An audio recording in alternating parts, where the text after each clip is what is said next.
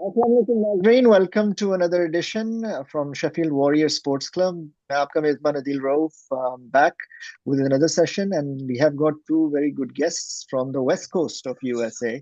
Both are currently in California. मैं उनका तारुफ कराता हूँ उनसे उनसे बात करते हैं आज के बड़े high profile match की. So welcome to our podcast. First of all, Faraz Haider bhai and Zahid bhai, who has been with us in the past in the last World Cup, the ICC. So welcome to you both. Thank you so Thank much you. for having me. So I don't need to introduce what game it was today. It was probably the showpiece event on paper for the Champions Trophy. This was in Dubai, Pakistan versus India, a huge match.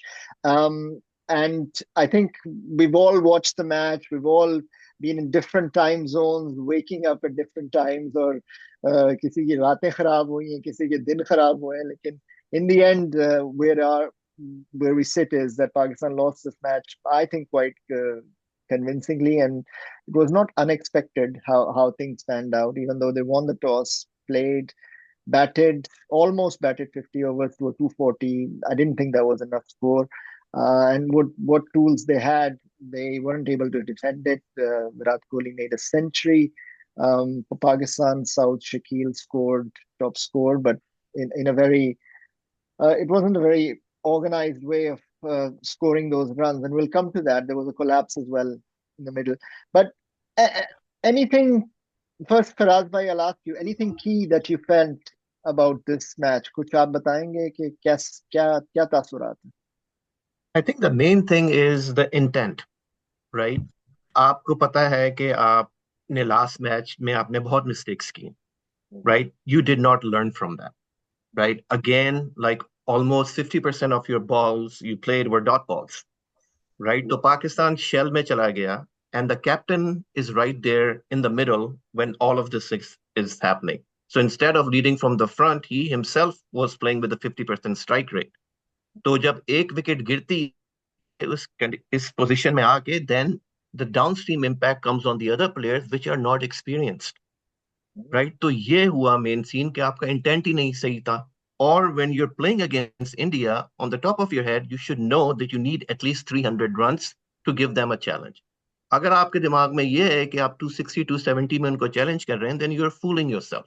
And that is what Pakistan were planning to do, because there was a post-match interview from Rizwan, and he himself admitted that they were targeting 270. That is where the problem is. ठीक. Zahid bhai, you want to add anything to that?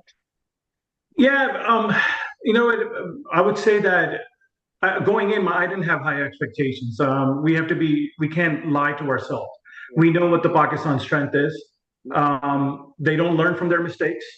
And well, what did they say? Was it Einstein who said, stupidity is what doing the same thing over and over, expecting different results. And that's exactly what Pakistan is doing. And I think it just doesn't start with the captain or the playing 11. It starts in that PCB room, the people who are making the decisions. It's the what they say, if it's not broken, don't fix it. You just beat Australia in Australia. You just beat South Africa in South Africa. And then when the crunch time comes, you dismantle the team and bring in people who, and I was talking to Faraz earlier, I think Babar and Fakhr and Rizwan were the only people who had scores in 4 digits. Everyone was under 1,000 runs. So such a huge event. And then you keep hearing from these people that we're in a rebuilding stage. I heard that comment in the 2003 when Bob Woolmer died. That World Cup. We've been hearing that comment since then. It's been over 20 years. Yeah. Like in my, I posted something earlier Urdu mein लिखा था कि पाकिस्तान की team ऐसी है कि चली तो चांद तक, नहीं चली तो शाम तक. So that's what we are, and I didn't go in with high expectations, and it hurts when you go in expectation and you lose. But I am not hurt today because I was expecting it. So I think you've outlined, both of you have outlined major issues, and I think it probably started not just as the start of this tournament, but even going beyond that, when you had a team that had won overseas and you came back and dismantled it, and right from the PCB selection, onwards. When this team was announced very late, after every team was announced, they announced it. And there was such a whole commotion, even leading to the delay and eventually announcing it. Um, what what now? What is next? I mean, there is a match that you have to play in Pindi in Bangladesh.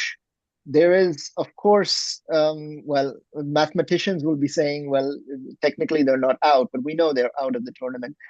So, I mean, what lies in the future? They have to play a Bangladesh match, and then what? This team, will it be dismantled again?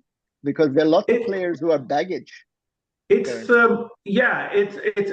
I mean, let's be real. Every year we find ourselves, or any ICC when we file in a we find ourselves in the same situation. If that team loses to that team, then this happened. If this happened, we keep finding ourselves in that situation. And those kind of teams, they don't deserve to be in there. That's not how Australia thinks. That's not how India thinks. Um, I'm sure when this ICC event finished tonight or this month, they're going to start preparing for the next World Cup. The preparation starts right away. And like you said earlier, we won't start until a week before. We won't even know what our playing squad is until a week before. So there's no preparation. There's nothing. I mean, Faraz and I, we're working class people in America where they don't even play any cricket. And we know we can see the mistakes. And you guys who are playing hundreds of test matches, you get paid for payroll, you're getting paid for this thing, and you can't see what a common person can see. So the blame Yeah. lies with them.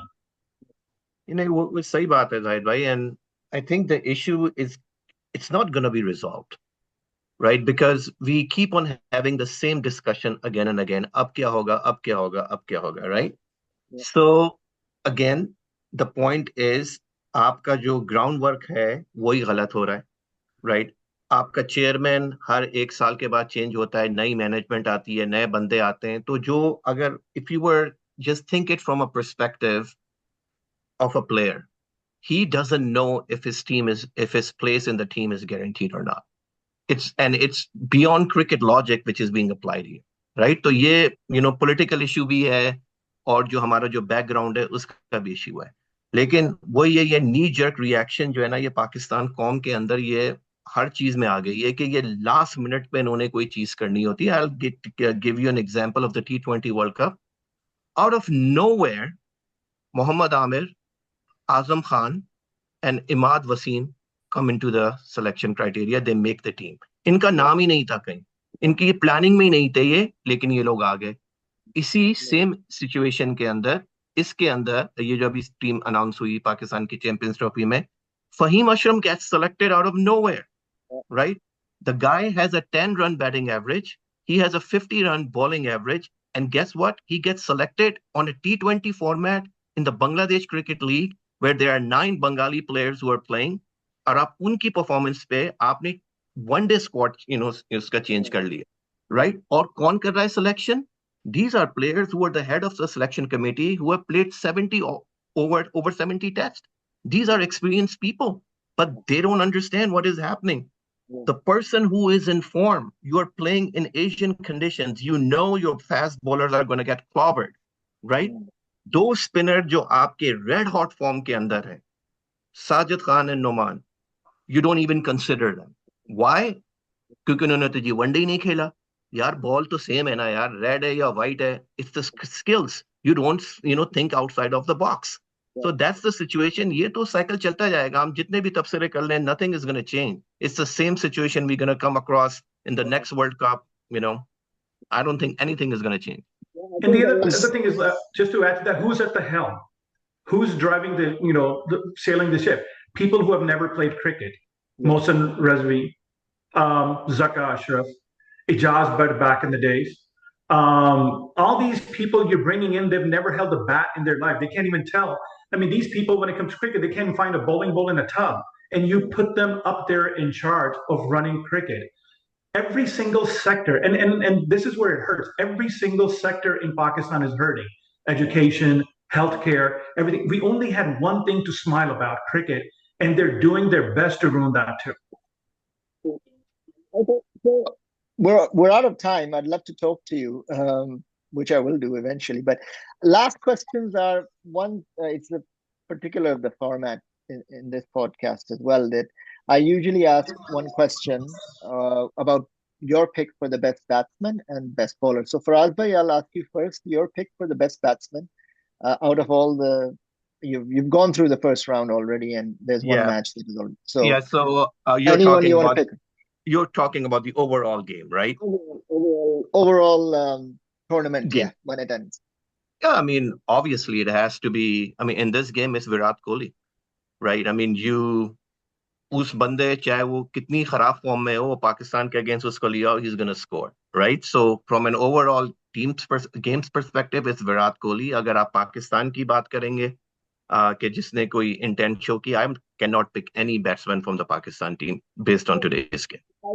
For the whole tournament, who do you think will score the most runs? Oh, whole tournament. That's a good question. I would say that from the Indian side, I would rate Suman Gill because most importantly he opens, right? Okay. So he has the most opportunity, to get the most chances. So my pick would be Gill. Okay, thank you. Your question is bowler wise, who do you pick for getting the most wickets in this tournament? For bowling wise, I would go with something again. I don't have the knowledge like these professionals do, but even we knew that going in, it's going to be spinners World Cup. Yeah. So fast bowling, and we knew that's what we needed, and that Pakistan did exactly the opposite. When everybody's taking 4 or 5 spinners, we're like, no, we're going to go the other way. We're going to take one. So in my opinion, spinners, and I would put my money on Satner. Yeah. I think that's a very popular pick, Mitchell Santner. And the reason I picked him because he's been in this condition for last about 3 weeks or 4 weeks. Yeah. He's already beaten Pakistan. I guess they're playing tonight too. So it's a spinner's wicket, which unfortunately our Pakistani team didn't learn. All right. Well, I've got your picks, and I've got your comments and opinions of today's game, and. Yeah, I mean it's the end of the road possibly. Well, I think it will be Pakistan, but thank you very much both of you for coming. All the differences in time zone, you were able to make it on a Sunday when you've had to go through the atrocities of this game. But thank you Faraz bhai, and thank you Zahid bhai, and inshallah in the future I would like to once again invite you to our session. No, thank you, and hopefully under different circumstances with a smile on our face. Yeah. Okay. Thank you very much. Nazir, that's all for tonight. So, inshallah, I'll be back with another session pretty soon. Aap apna khayal rakhein, and please, if you like the video, please subscribe to the channel and share it. And yeah, that's all. Thank you.